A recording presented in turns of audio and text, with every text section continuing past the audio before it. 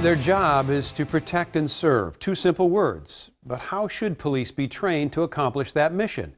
Are they learning the right things and in the right way? Tonight, the Fox 9 investigators look at how we are training police and whether that training is based in science or fiction. He's got a gun. Put your hands up! When it comes to police and the use of force, we often focus on that moment when a life is taken. But hit rewind, and you may find a dozen decisions an officer makes before reaching the point of no return. Whether it's George Floyd, I cannot breathe. What I saw was atrocious. Or Philando Castile. He should not have been there. We have the training methodology that would help both him and Castile survive that situation if it was taught in the state of Minnesota, and we're not teaching it. Bill Lewinski's been hitting rewind for 30 years, teaching and training police in Minnesota and across the country. A former professor at Mankato-St, he runs the Force Science Institute, which is dedicated to using empirical research in behavioral psychology to study and understand police tactics and training. The problem, Lewinski says, goes all the way back to how we teach cops. They've failed before they graduated, and they've failed after they graduated.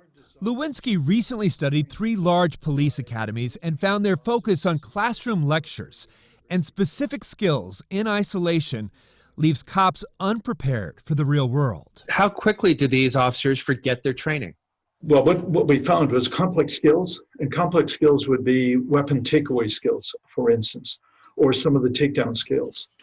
Those were gone within 2 weeks of instruction to the point where they were not functional, and we are severely deficient, not just in Minnesota, but across the nation, in the type of decision-making we teach in the police world. Police training standards vary across the nation.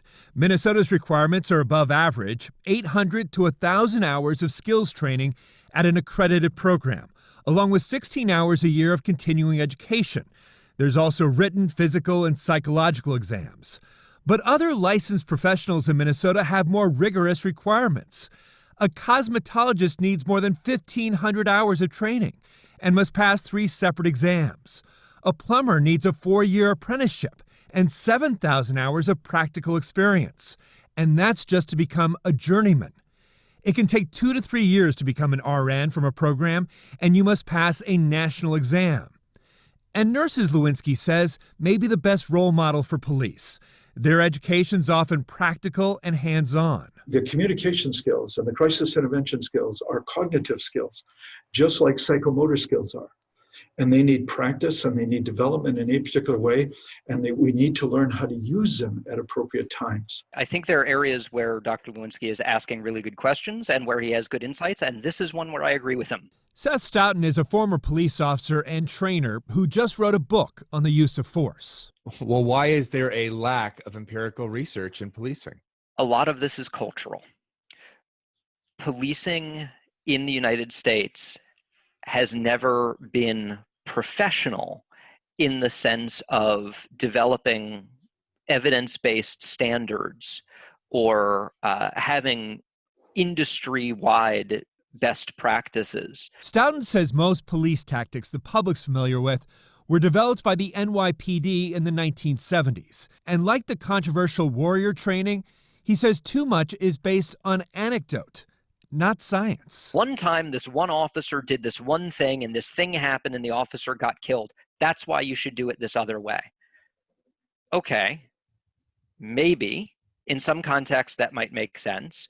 In other contexts, it definitely doesn't. But Stoughton says Lewinski and his Force Science Institute is also part of the problem, that he's conducting pseudoscience. Some of it's useful, and a lot of it's crap. I don't think there's a much better way to say that. He's not the only critic. A few years ago, the New York Times gave Lewinski the kind of profile you don't want to have under the headline, "Training Officers to Shoot First, and He Will Answer Questions Later." The story's opening line, "The shooting looked bad, but that is when the professor is at his best." Lewinski has consulted and testified in nearly 200 cases, most of the time defending police officers. I have been called to testify on what a research has to say. I'm presenting facts on it, and it so happens that there are some people who are really upset by that. The Tysell Nelson case was one that really pushed me to come to an understanding of what the parameters of this were all about. I first interviewed Lewinski about the killing of Tysell Nelson, a 17-year-old shot in the back by Minneapolis police officer Dan May 30 years ago. Lewinski said his review of 900 police shootings showed bullets to the suspect's back are actually common, because suspects usually draw their weapons first and often turn at the last moment. And if an officer hesitates for even a fraction of a second, If they're close enough, they're dead or wounded. and that, critics say, is the dangerous premise behind much of his analysis. The cop who hesitates gets killed. Unfortunately, a lot of the thrust of their study seems to be developing information that can be used to explain officers' bad decisions or poor actions. Lewinski's written extensively on excited delirium, a controversial theory of in-custody deaths. It's what Officer Thomas Lane said he was worried about with George Floyd, why Derek Chauvin said he had Floyd prone on the ground, and it may yet prove to be a defense strategy at their murder trial. Lewinski's also testified about inattentional blindness, when an officer's recollection of a shooting conflicts with video evidence. Lewinski blames it on the officer's focus and memory, not lying. You can't distinguish between an officer who didn't see something, didn't remember something, and is simply lying about it. There's no way to distinguish that. And Lewinski's testified about slip and capture, when an officer thinks they're reaching for their taser, but grabs their gun and shoots a suspect. The problem with this is it is impossible to test. It's a theory, but you can't actually look at any one incident and say, oh, that was slip and capture, and therefore it's okay, as opposed to that was a hideously unreasonable mistake, and therefore it's not okay. Stoughton says Lewinski's sample sizes are often too small to justify his conclusions, but concedes he's very persuasive on the stand. And when you say you have science on your side, juries believe you. But if you're trying to apply scientific theory or research, it actually has to be based in the evidence and not stretched beyond what the data can support.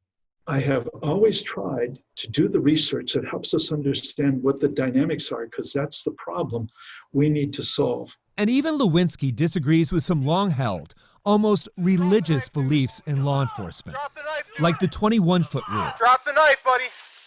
That claims at that distance, a suspect with a knife can kill an officer before they ever have time to draw their weapon. Unfortunately, people shoot someone with a knife if they're closer than 21 feet.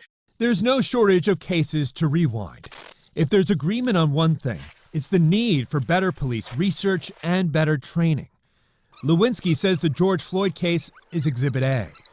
Why else, he says, would a cop be using a maneuver no one is willing to explain, much less justify? Officers will pick up all sorts of things.